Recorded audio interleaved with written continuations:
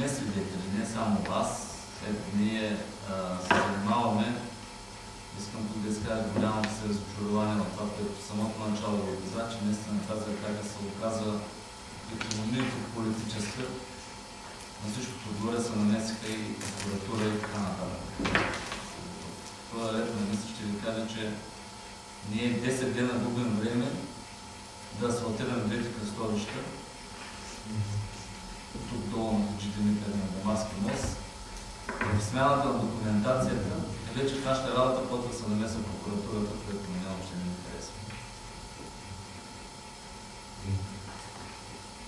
Ние имаме сигнал, стана 4 месеца, всички сме свидетели на измамата и на нарушенията на некачественото изпълнение. Там никой не обръща внимание. И затова в момента сме в такава процедура замразяване на обекта АК-10.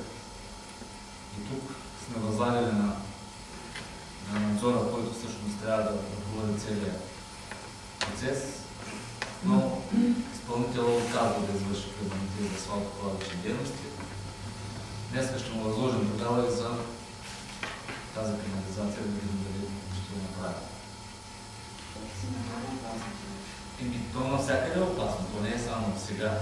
Както виждате, някъде вече се образуват дупки, следствие на некачественото изпълнение. Това, което вече месеци не е да се говори.